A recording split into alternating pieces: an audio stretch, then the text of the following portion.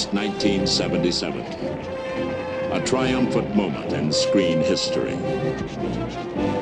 To the world-famous Chinese theater come the stars of the biggest box office success in motion picture history.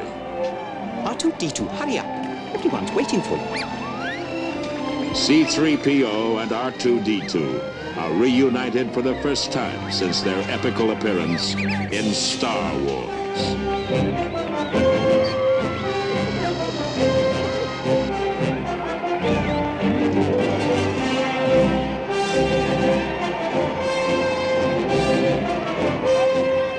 Thousands are gathered to see the metallic megastars place their footprints in cement in the theater's courtyard. As the two heroes of Star Wars make their indelible impressions on the ground reserved for Movieland's legends, the world resounds with the fact that Star Wars itself has become a full-fledged social phenomenon. It has become more than just a movie.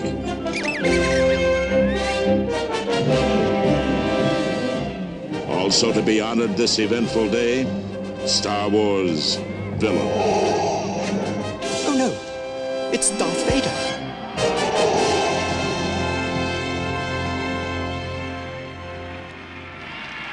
Just imagine that, R2. This is the strangest planet we ever visited. Oh, I can't bear it anymore. Turn the dial. Quickly, get rid of him at once. How can they do that, R2? That dreadful man putting his name right next to ours. Oh, how did this whole thing start? I really don't know. You're quite right, R2. It has happened too quickly. All that suffering. It is time we sorted it all out. Do you think your memory bank is up to it?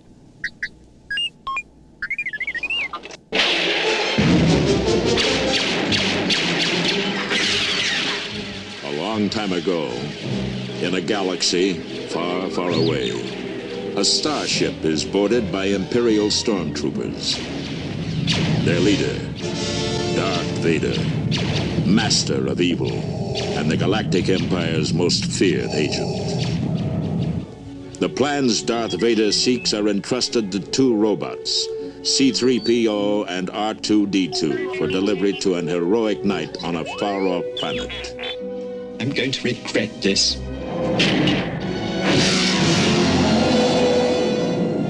After the robots escape from the starship, the rebel leader, Princess Leia, is captured. It's much more fun looking at it this way. It was rather too exciting at the time, wasn't it, R2? Don't get technical with me, R2. Just hurry up and tell everyone how the film was really made. On the planet Earth, not too long ago, a rehearsal for one of Star Wars' most exciting scenes. No, it's too late! Come on! Stop that, R2. It's not very nice to show our friends looking so silly. Besides, you really must begin at the beginning. Now just behave yourself, R2. Don't be so stubborn. You know perfectly well where it began. It began with Mr. Lucas. George Lucas, 33 years old, writer and director of Star Wars. His first feature film for Warner Brothers, THX 1138, also science fiction, but of a very different kind. His second, Universal's American Graffiti, which recalled his adolescent years in a small town in California. His third film, the phenomenally successful Star Wars, which he wrote far from Hollywood at his home in Northern California. I think one of the key factors in the success is that it's a positive film. It has heroes and villains, and that it essentially is a fun movie to watch. It's been a long time since people have been able to go to the movies and see a sort of straightforward, wholesome, fun adventure. In Star Wars, Lucas wanted to recapture the spirit of romance and adventure he found in the movies of the past, the kind of films that ran endlessly on television when he was growing up.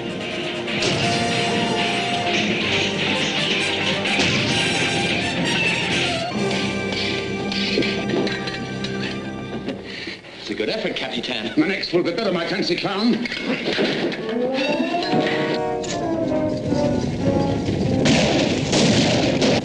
In making his space adventure, Lucas set out to give young people another kind of fantasy world, the kind he derived from watching westerns and old Flash Gordon serial. Flash who? The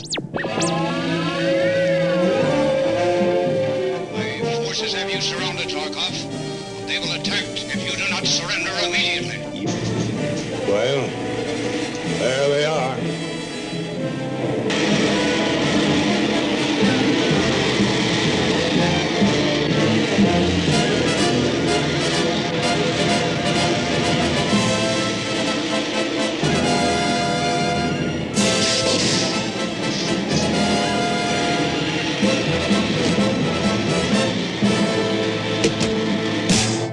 Luke Skywalker, the young hero of Star Wars, is a direct descendant of Flash Gordon.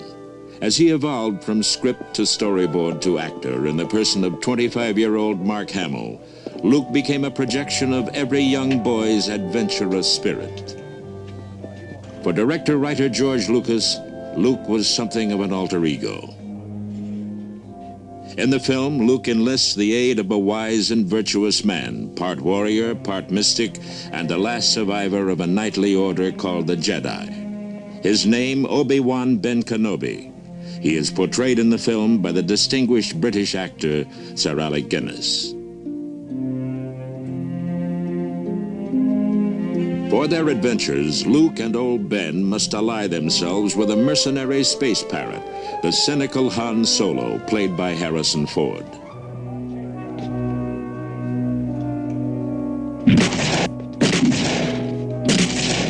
For their journeys, they need Solo's space freighter, which comes with a most unusual co-pilot, Chewbacca, the Wookiee.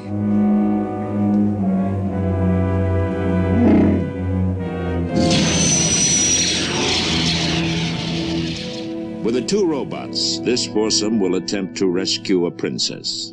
As played by Carrie Fisher, this princess is royalty of a very liberated kind. Governor Tarkin, I should have expected to find you holding Vader's leash. The villain and chief nemesis, Darth Vader.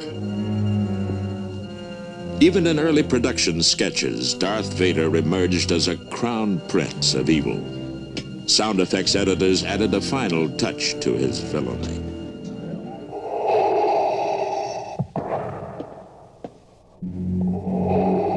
Wait a minute, R2. You may think you know what you're doing, but you have to be careful. Oh! R2-D2, come back at once. What's the matter, R2? It's all right, R2. Oh, that stupid machine. I don't know what he'd do without me. You needn't worry. I'll take care of it. It's all right, R2. You can come out now. He's gone.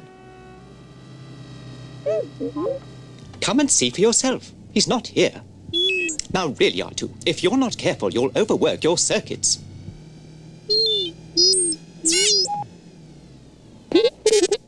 You needn't fret. Darth Vader has gone. Really, R2, I hope you've learnt your lesson. You must concentrate and stick to the story.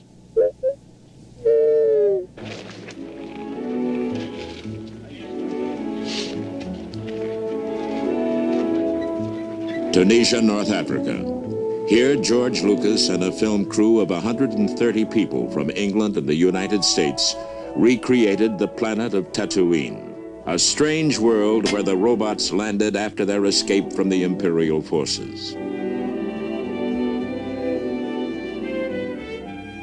To create the world of Tatooine, cargo planes and oversized trans-European moving vans brought thousands of pieces of equipment and props to the remote Tunisian desert.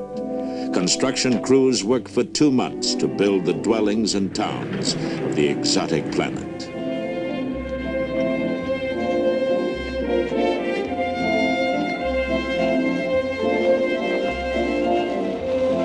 Among the strangest inhabitants of Tatooine, robots, or droids as they are called in the film.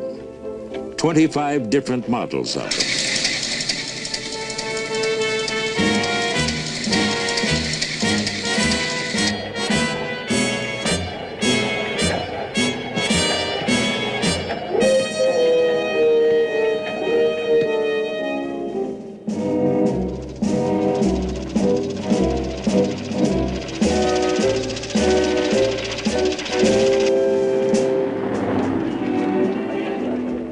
is on Tatooine that the robots C-3PO and R2-D2 will encounter the young farm boy, Luke Skywalker. It is also on Tatooine that they will be confronted by the Jawas, bright-eyed wanderers of the wasteland. Tiny, scrappy creatures, the Jawas are known to deal in slightly used and often stolen droids. Scavengers of the desert, they are not nice people to run into when out for a stroll, as R2-D2 discovered in this scene from the film.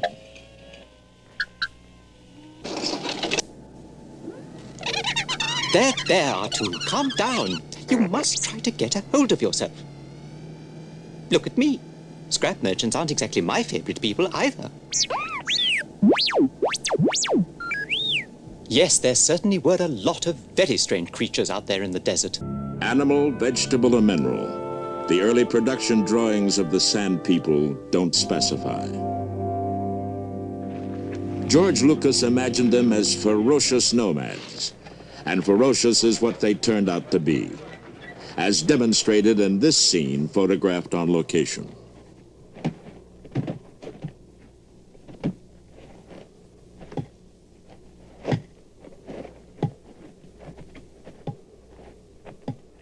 Cut and print. No, R2, it didn't look very dangerous, did it? But just see how exciting it looks in the completed film.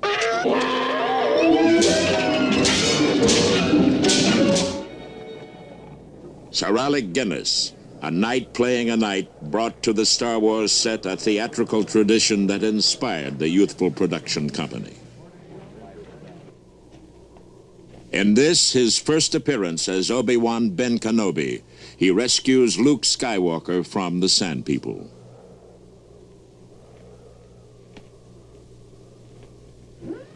It is now that R2-D2 discovers that Obi-Wan is the man to whom he must deliver the secret message. The message cannot be delivered, however, until a damaged friend has been repaired.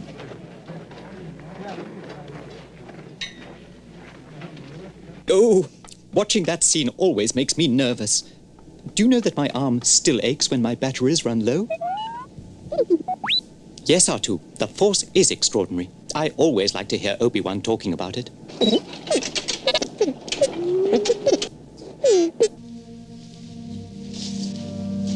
How did my father die? Do you think it's the Force that's holding us together, R2?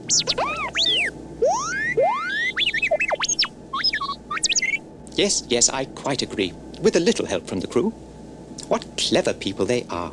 Isn't it amazing the things they can invent? Like Luke Skywalker's land speeder. Through the magic of film, Luke's land speeder hovers over the desert sands. But for scenes requiring starts and stops, part of the magic becomes transparent.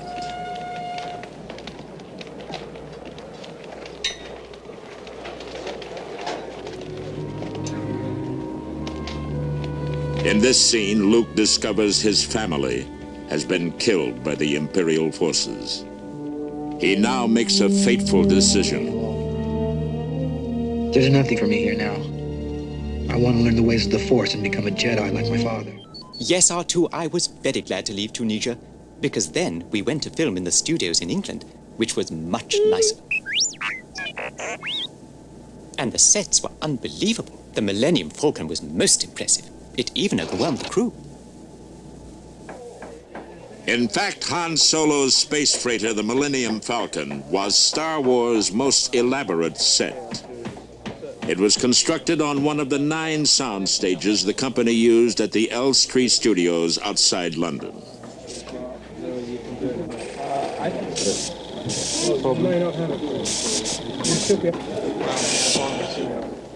It's better on this side of it than this side. It's better with this there on your right of your face because I don't see it. Nailed to the floor of the soundstage, the mock-up of the Falcon remained strangely earthbound. Later, on the screen, it will appear to hurtle through the vastness of space. Action! Can't you outrun him? I thought you said this thing was fast. Watch your mouth, kid. You're going to find yourself floating. For all of its sophistication as a set, the motion of the Falcon is generated by a few stagehands. Okay, cut. Take 559, take 2. Action. Can't you outrun him? I thought you said this thing was fast. Harrison Ford, who pilots the Falcon, worked with Lucas in American Graffiti. He played a similar role of a man obsessed by speed and ego. Here's where the fun begins. I ain't nobody, dork. Right? Right. Hey, you see this Milner, you tell him I'm looking for him, huh? In fact, a lot of the elements of Han Solo are a lot like Bob Falfa in American Graffiti. But I don't, I hope they're not the same person. I never intended them to be. The jump to hyperspace is like, it's like the drag racing in American Graffiti.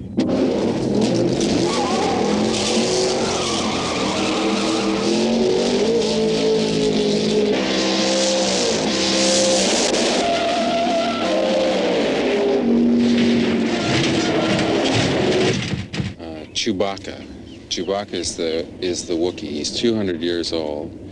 And I don't know if this ever comes out in the picture, but he is 200 years old. He's capable of flying the spaceship, and I'm capable of understanding his language. I related to him as if he were a special kind of dog.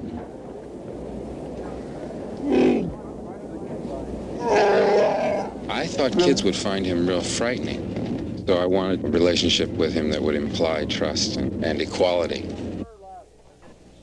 The Wookiee actually came from my dog, Indiana, who is a big Malamute, very large, furry dog that looks a lot like the Wookiee, only slightly smaller. Of course, R2. Everybody misses the Wookiee. He was such an interesting character.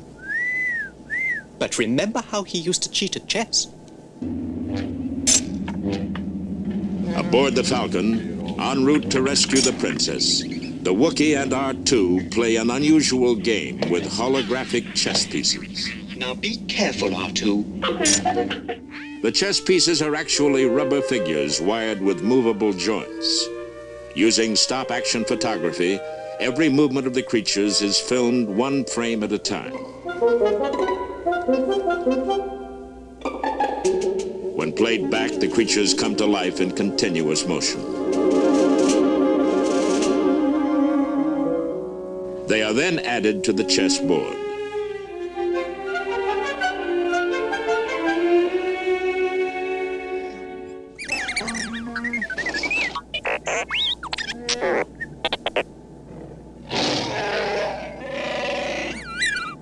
What did he say? Oh, he misses us too.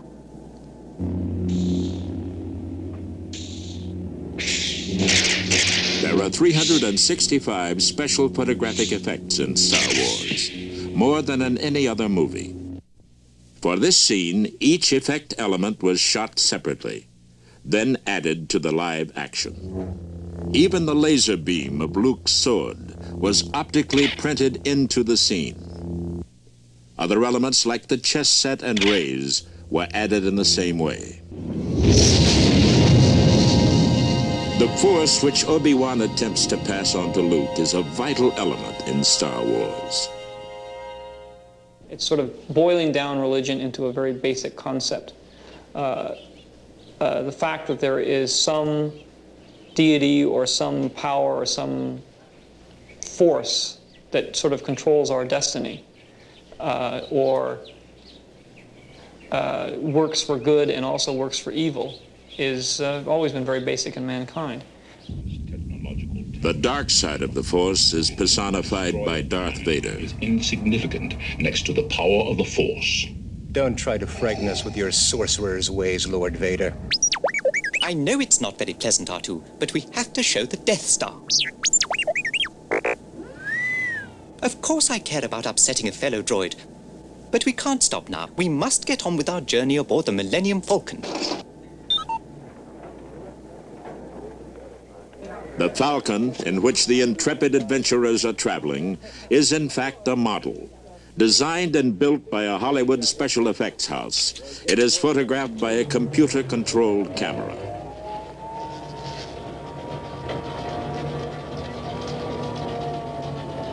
By photographing the model against a blue screen, it will later be possible to add different backgrounds and other moving objects to the scene. This can be done by means of double and triple exposures. The work is painstaking and precise. It is an endeavor where details count. Scenes filmed on the London sound stages will also be integrated with the model shots made in California. To achieve this, the actors must also be filmed against a blue screen. Tell anybody about us. In the Falcon cockpit, the actors play out their terror at being caught in a magnetic pull exerted by a yet unpictured Death Star. It's too big for a space station. I have a very bad feeling about this. Turn the ship around. Yeah, I think you're right. Full reverse, Chewie! In order to complete the scene, it is necessary to generate what the special effects people call mats. It's pulling us in. They permit the separate elements to be printed one at a time. In this case, the actors, the graphic of the Death Star, and a star field. When finally combined, the star field, the Death Star graphic, the model, and the actors filmed on stage contribute to the creation of a dramatic sequence. Another technological achievement was the creation of 33 fully operative robots. R2-D2 was the crowning achievement of these mechanical creatures. An achievement of another kind was the creation of the more human-like droid C-3PO. He and his companion became both dream and nightmare to their creator, George Lucas. When I started writing this, I found the most intriguing thing was to take two robots and make them into human beings and make them the most interesting characters in terms of the comedy element and the sort of I wanted to make the film around them, use them as a framework for the film. And I knew when I did that I would be getting myself into a lot of trouble.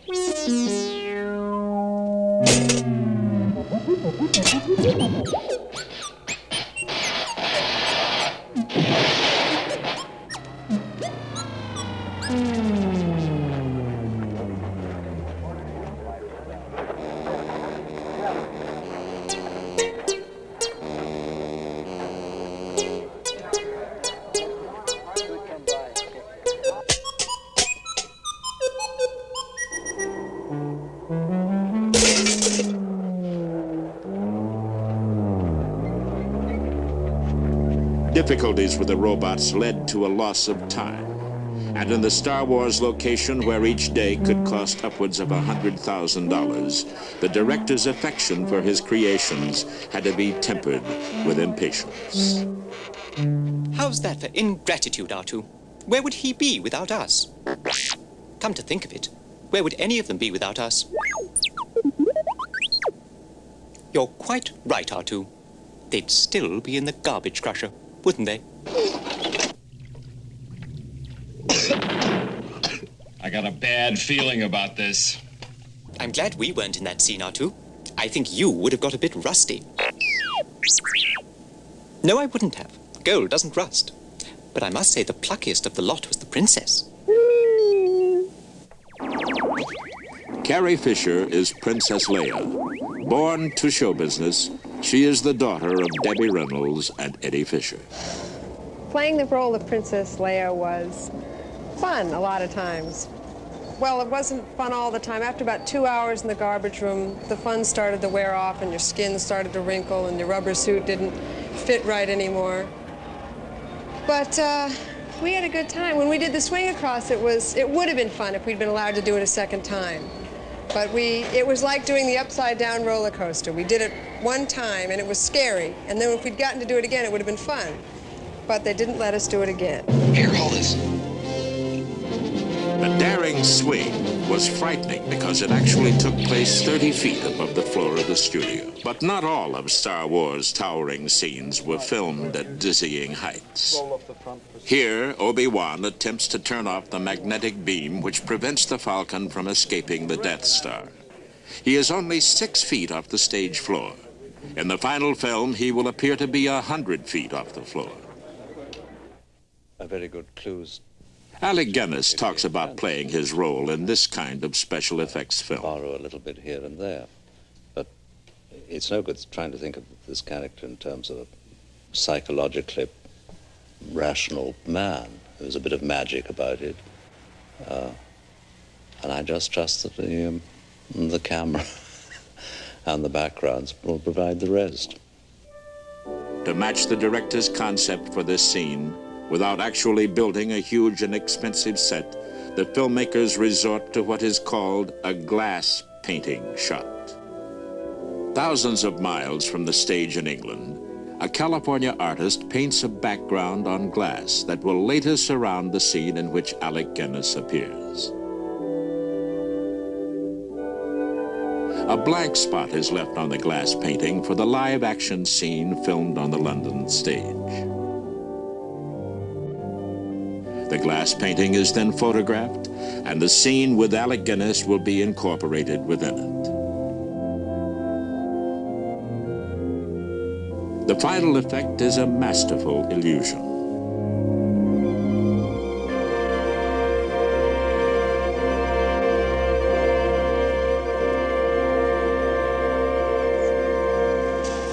Making Star Wars was a lot like the movie. You never knew what was going to happen next.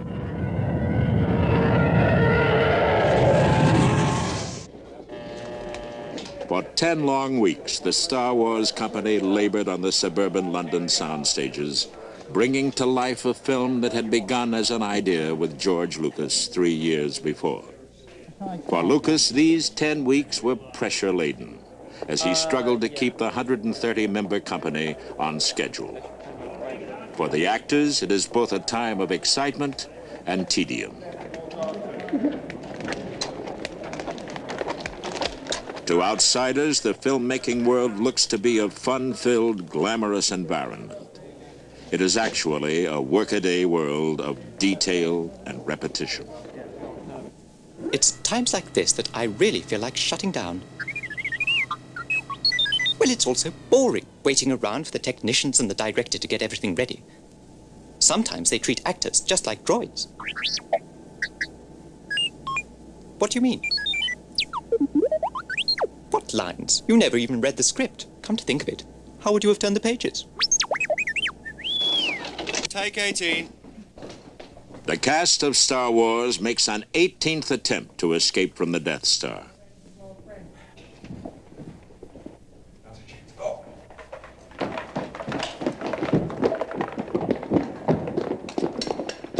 Okay, cut. Cut it. And.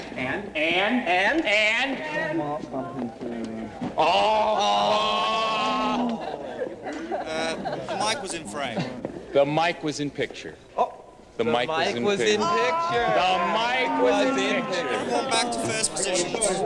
The sound department has to pay him. It was good fight. Okay, print it and burn it. The stormtroopers who police the Death Star must also be filmed for the climactic escape sequence. Here they prepare to witness the fateful duel between Obi-Wan and Darth Vader. Again, special effects were used to heighten the action in the scene. Alec Guinness enters carrying only the hilt of his sword. He is given a second sword made of special light-reflecting material. When this sword is turned to the light, the reflection will appear to be the laser beam. However, for a more dramatic effect, an animated glow is added to the laser sword. Flashes of color are also printed in to enhance the scene. Sound effects add another dimension to the drama.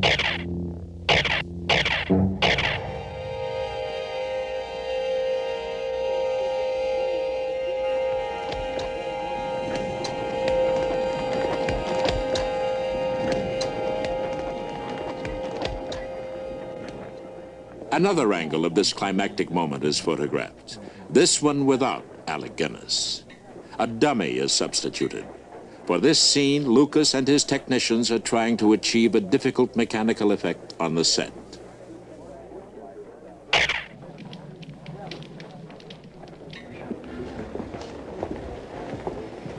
It severed, but it all came down together.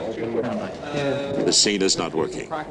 Lucas will later make the decision to enhance this scene with an optical effect. The many angles and shots that make up the daring escape from the Death Star are finally realized in this scene from the film. I thought our troubles were over when we got away from the Death Star, but really, they were only just beginning. Watch the dogfight? Oh, how you do ramble on. You only want to see that because you have such a big part in it. Honestly, Artu, sometimes I think success has gone to your wiring. You haven't been the same since the film opened. Well, at least I can answer my own fan mail, which is more than you can do. Here on what was the largest soundstage in England, the Star Wars company prepares to shoot the climax of R2's incredible adventure, one he embarks upon with Luke Skywalker. May the Force be with you.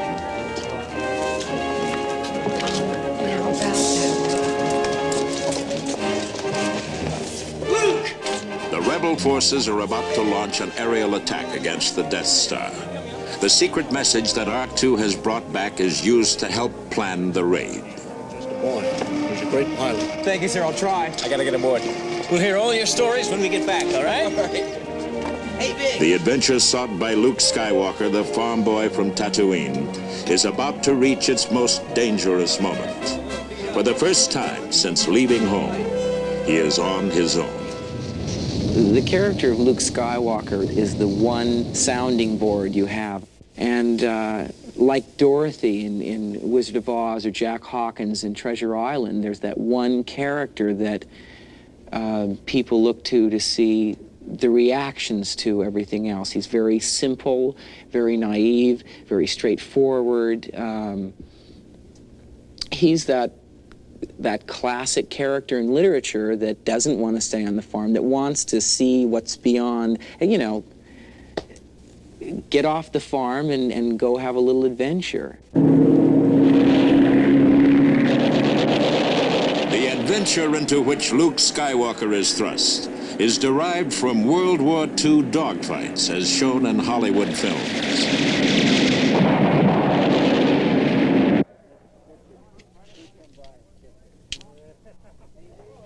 For the space-age dogfight, detailed models are used.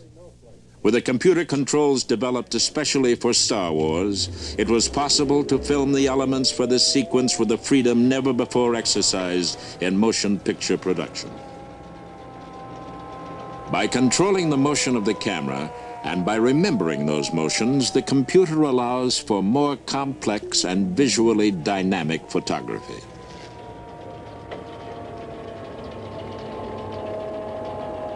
Again, the models are photographed against blue screen to allow for the placement of other elements into the scene.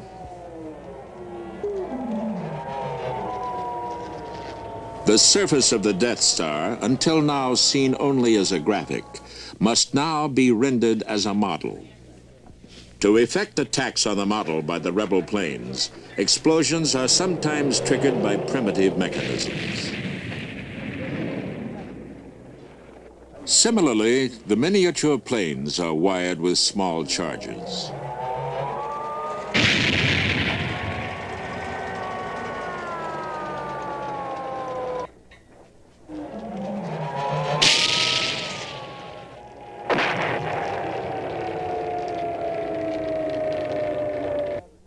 It took 2 years and $3.5 million to do the Star Wars miniature and optical effects.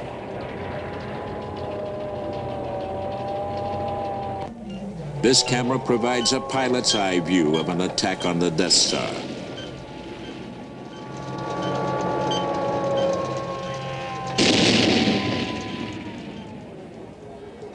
Thousands of hours are devoted to collecting all the elements necessary for the final sequence.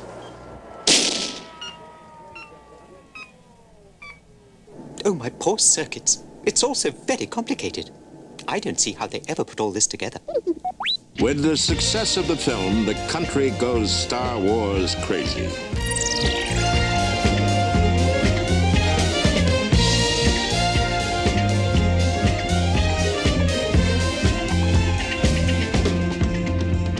In the modern world, success can't be confined to one medium. It spills over into every area of our lives.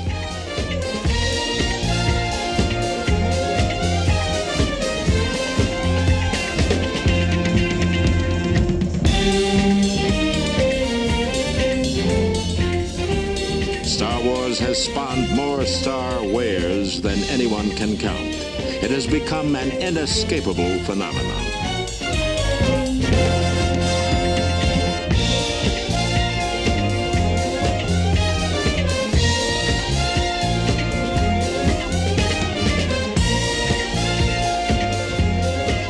The music of Star Wars by John Williams is part of that phenomenon. And what about sequels? The producer of Star Wars, Gary Kurtz. We had a lot of speculation about sequels to Star Wars, and we are working on story material that will develop into potentially one or more motion pictures that will use the same characters. I like to consider them different adventures rather than direct sequels. Obviously, the Empire is still there. Darth Vader is still there. And it's going to also evolve with new characters coming in, new problems, new worlds. It's still being written, the sequel, and we're all signed for them to do them, Mark Harrison and I, and the robots, 3PO and R2. But that's as far as I know. I heard that they were probably going to have an ice planet and a tropical planet, like the fourth moon of Yavin. But then again, George can do anything he wants now. The first one has been so successful that he could set the next one in Redondo Beach if he chooses to do so. There are questions that still need to be answered. Like, what about the future of the princess? And who she is going to end up with is still anybody's guess. I will say that Luke is more devoted to her, I think, than Han Solo is. I would probably describe Han Solo as the cynical, mercenary space pirate with the cream filling, you know. He's a nice guy. She's really a chump if she goes for Han Solo. And what of Darth Vader? Will he get his comeuppance? I don't like Darth, and I don't mind talking about it either. I think he's a bad guy, and I'm going to probably do my best to shoot him next time. I think he's powerful and dangerous. They put us on a gigantic playground and gave us mounds of toys to play with. It was like playing cowboys and Indians for money. It was a lot of fun. How much fun? About this much. The magic of Star Wars does not lie only in its brilliant special effects.